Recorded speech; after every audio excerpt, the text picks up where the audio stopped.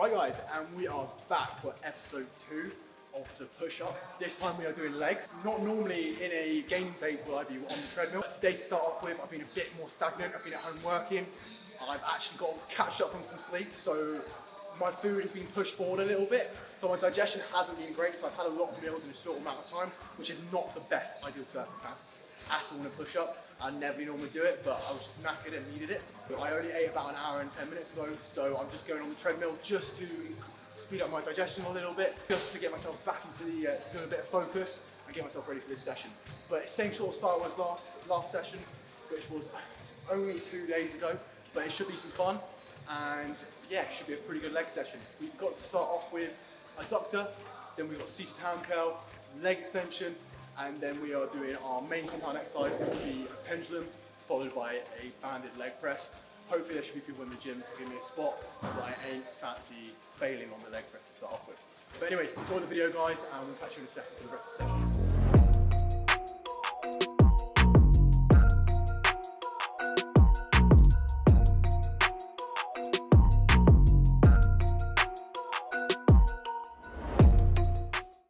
Right guys, so first exercise, and this is the first exercise in both of my leg sessions, is the adductor. This is not a girl's machine. A lot of people don't actually train their adductors. They think it is, like I said, just a girl's machine, but it is so important. I have it in, like I said, in both both leg days. The reason for it is because it contributes to overall leg thickness. You get wider legs, and it's certainly something that I need to do. It also takes nothing away from the rest of my session, so I factor it in right at the start. It won't bring down my leg press, it won't bring down my anything else, my pendulum or anything. So this is why I bring it. But with this one, on this first session, we're going to do a slight pause for like 2 seconds in the stretch, and then bring in nice firm contractions. Like I said, it is so important for overall leg thickness. And yeah, I actually really like the adductor machine. And if you're not doing it, definitely start factoring it into your training.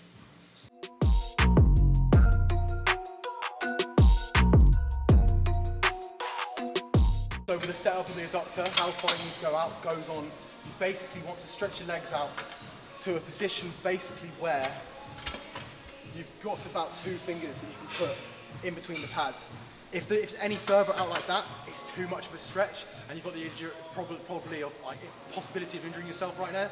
So get into a position, like I said, where you can get 2 fingers in between the pads and your adductors, and that should be perfect for yourself. Bracing points as well. Make sure you keep yourself nice and braced into the seat and pull yourself down. You don't want to be having any hip lift or anything like that. Just like I said, the last thing you want to do is pull your adductor, because it will ruin this whole of your session, and it's going to cause your leg sessions to be a bit of a nightmare for the rest of the remainder of the weeks to come.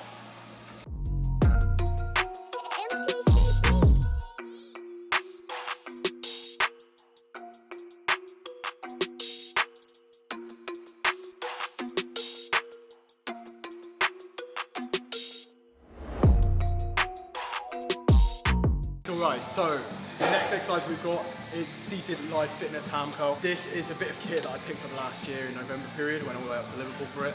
Horrendous drive, but it was well worth it. The reason I picked this bit of kit is because it's arguably one of the best seated ham curls you can get, apart from maybe a Cybex or a Prime bit. But what it has here, the big feature on this, is that it's got a quad restraint right here, and this is an absolute game changer when doing a ham curl machine. On the previous ham curl we had, we didn't have this, and I used to find my hips would lift up, and I used to get a lot of hip impingement, whereas this locks you in. And also a little bonus that we've added to it as well recently is also added a seatbelt to this as well.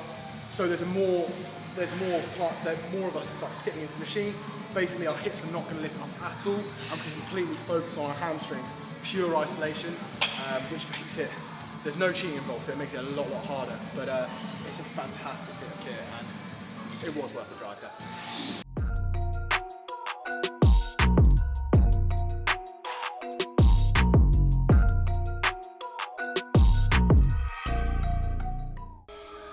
It's never a good time when you've got to look at your logbook and you think, fuck, I've got to beat that from last week. So 105 for 8 last week, got to get 105 for 9 at least.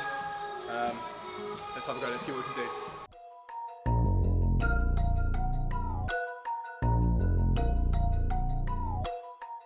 On a scale of 1 to 10, how much do I look like my orange jumper just then? I'm pretty sure that I just merged into the jumper in that set. We got that extra rep. It was hard. It's a lot harder training by yourself, especially for a leg session when you haven't got someone yelling in your ear. But that's when you just got to focus of like, why am I doing this? What is my goal? This year I want bigger legs. That is the biggest improvement I want this year. And I've just got to think to myself, no more shit legs, no more. I don't want to be on that stage and have weak legs, and that's what's let me down. And that's, my top half is probably on par of doing well potentially on stage. But if I've got rubbish legs, the judges won't even look at me. I'll be right at the bottom of the pack. So they need to improve this year. Every set, everything needs to be perfect. I'm not just chucking weight now anymore. It has to be controlled. It has to, but like, I have to get a proper connection. Like I said in the previous video, I used to do a hack and I just do 4 plates. And I'll do like 6-7 reps of that. But was it good? No, not at all. I was just moving it. I wasn't getting proper knee flexion. I was using a lot of my hamstrings and glutes. Glutes, yes. But that's because I always use them. I don't use my quads. So I know it's a hamstring exercise, but I just need to put more focus into it. And so far so good. I've already noticed in this last 3 to 4 weeks, this first push-up, that they're noticeably getting better. Noticeably better. And that's just from my accuracy being a lot better and my mindset being completely different. So this next exercise we got is leg extension just after the seated ham curl. The reason why I do all these isolation exercises just before my main compounds and not go straight into a squat or straight into a leg press is because firstly, it gets myself all warmed up. It gets the knee joints all warmed up. As I previously spoke about beforehand, I've got an existing knee injury and I just want to protect that as much as possible. And the main importance of this as well is to get the quads and the hamstrings in a fully lengthened and fully shortened position right at the start of the exercises. Because if we went and did a pendulum or if we went and did a leg press, the chances are of being able to get that quad fully lengthened and fully short is very, very slim after doing those exercises. So we want to isolate the legs right at the start, the quads right at the start, and we want to make sure that we're getting them in their fully lengthened and fully shortened position, because obviously we wouldn't be able to do that later on in the game, especially if we've done a pendulum or whatever beforehand. And like I said, it just sets myself nice and warmed up, gets myself in the mode for it, and then I can attack the pendulum. It also means I don't have to go as crazily heavy on a leg press or a pendulum afterwards, because I've already worked the legs a little bit. And this is also another safe thing, potentially, if you're training by yourself. Obviously, you want to get progressive overload, beat what we did and go and get stronger and get heavier, but you don't want to do a crazy amount of weight and put our joints through all this pressure. Let's get them all warmed up beforehand. With this exercise on the leg extension, we want to have the, I used to do this beforehand, I used to have the the shin pad as low down as possible, right in my ankle. And the reason I don't do this anymore, I have this as high up as possible, is because it's putting less torque on the knee.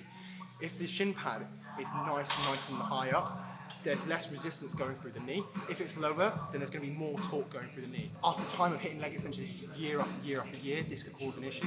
And after already having a knee injury, this is something I want to prevent at all costs. So make a little quick tip, make sure you get that shin pad nice and high up, okay? You might feel a little bit uncomfortable to start off with, but trust me, it will save your knees for the future.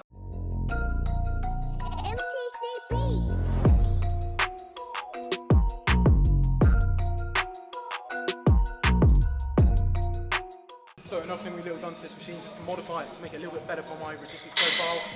Obviously not every machine is going to be perfect for everybody, so what we've done to this, the seat is quite deep normally on this, and I feel like my hips go quite far back, and therefore I've got a lot of hip movement. So to modify this machine, I've just put some little pads here, just so I'm not going as deep down. Also, to keep myself nice and secure into the machine, I'm also using some wrist straps just to keep myself nice and put in. We also had a seat belt on this as well, like we did on the ham curl, but it is recently just teared out, which will get fixed soon. But yeah, for in the meantime, I'm just going to use some wrist straps to get myself nice and secure in the seat. And also when I'm in the machine as well, one thing I notice a lot of people doing is just making sure that I've got my feet in line with my knee, and my knee in line with my hip. You don't want to be out like here.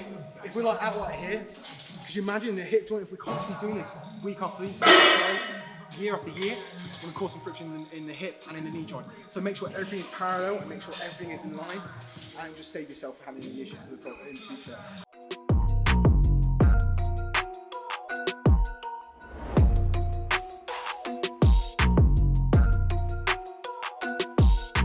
So next exercise we got, which is our first compound of today, is a pendulum squat.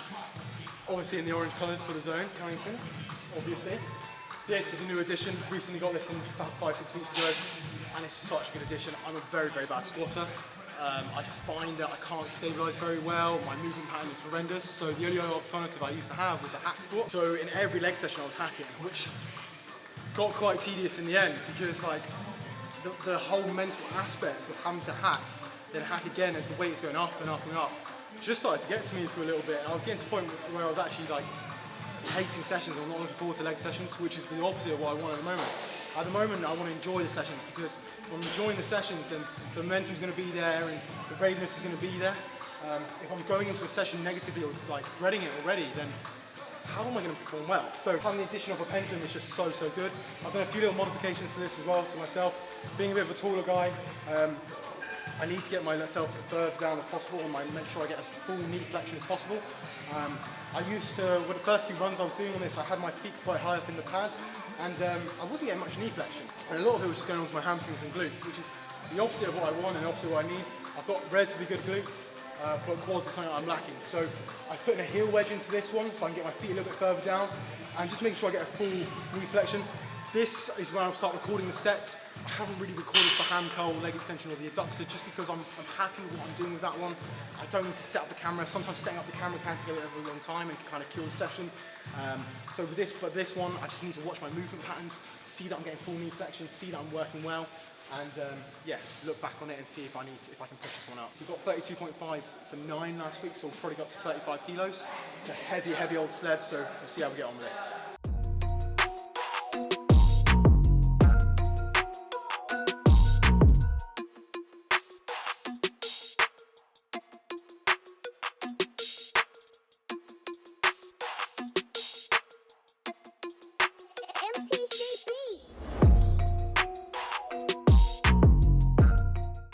So, not amazing, really not good of a set, to be honest. There was an increase in weight from last week, so we've gone up. Last week we got 9 reps on 32.5, and this week we went up to 35 and got 5 reps.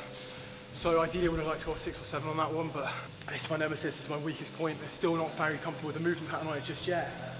And I might need to go back down again, rework it, get it perfect, and move back up. And we're going to take this drop-off set, this back off a little bit lighter, try and get more reps, try and get in the 10 plus range, and really work on it. I'm not a strong pendulum rock squatter, I'm not a strong hacker, but it's definitely something I need to focus on a lot. If you've probably been looking into that set at the start of it, I wasn't really in it. I don't know, I need to look back at that video, see what I need to improve on, maybe just change my mindset a little bit of it. But I just, from a quick glance of it, I don't think I was in it that much, but something to improve on. And so the episode 2, we've got loads more episodes to come where I hopefully improve on this. So for the 5th exercise, our final compound of the day, we've got leg press. A bit different to a normal leg press setup. We've got bands to add a change of resistance profile. Normally, the resistance profile on a leg press, when you're right at the bottom is when it's normally hardest, and at the top it's normally quite easy. We want to continue and get the resistance the whole way through the exercise. So we put a band over it just to make it harder to lock out as well, and we're challenging the quad all the way through its shortened and lengthened range. With this set, it's only one set, so we're going to make this as continuous as possible.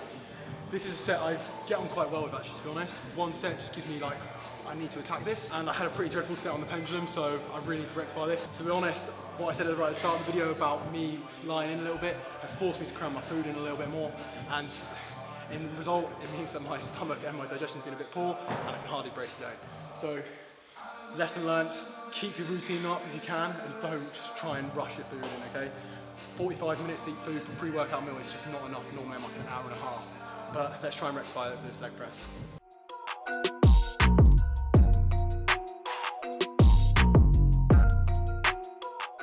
So another thing I just realised, well, I'm probably not in this session very well, is I didn't put any knee sleeves on.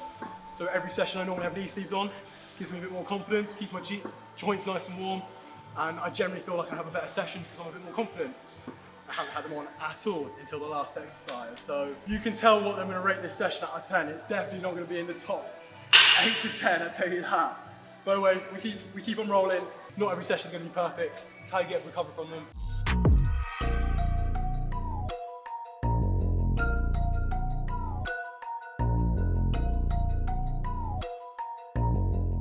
So guys, last exercise that we got now is just seated calf raise on the calf raise machine.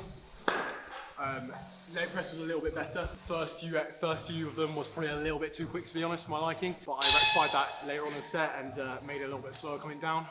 With leg press, you really want to reach the eccentrics. You probably also saw me strapping in as well. That's a big thing I've started doing recently in the last 2 sessions, and it made a massive difference. Just keeps me glued into the chair a lot better. The only problem with that is though it's harder to rack it in by yourself, so I had to get Toby in there just to rack it in for me. But Session wise, I've just learned that I need to have my routine proper. I can't just have, like, when I've got my mornings off, try and sleep in. I've got to keep the routine like I have been doing for this last 3-4 weeks. And it's just pivotal if I want to progress. Every variable needs to be nailed from the start. Like, I'm at this point where if I don't have enough sleep, if I don't get my food in enough, then I'm not going to progress. I'm pushing as hard as I can, and everything needs to be perfect. So, note to everyone, if you are training and you've got a routine going, keep the routine. Don't have like sleeping here and there and everything like that and trying to rush your food. It just doesn't work. It just doesn't work. Anyway, on to calf raises now. With this one, we want to keep ourselves glued in, get our toes right to the edge, okay? We want to get a full extension all the way down, okay?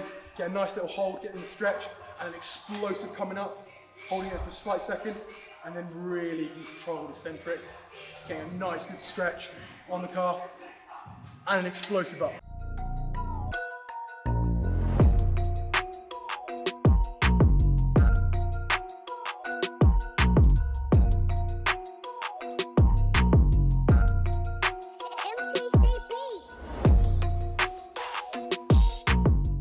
Right guys, so that's the end of the session, wraps up.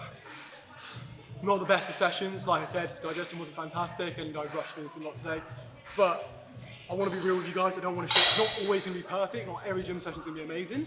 Like previously, I would say about maybe 6 to 8 months ago, that session would have done me in and would have annoyed me so much. And probably for the rest of the week, I would have been pissed off. But it is what it is. You just got to you can't let that carry into the next session. Otherwise, it's just going to ruin the rest of the training session. So forget it. We know what to improve on. And the next one after that, I'll make sure that everything is perfect and ticked off. And then the next session after that will be better and better and better. But I just wanted to be real with you guys. It's not always going to be brilliant. And we're not always going to have those sessions, but it's how you recover from them. But yeah, good session, well, all right session, and hopefully we'll have you in for push for the next one, guys. Anyway, thanks for tuning in, and see you in the next video.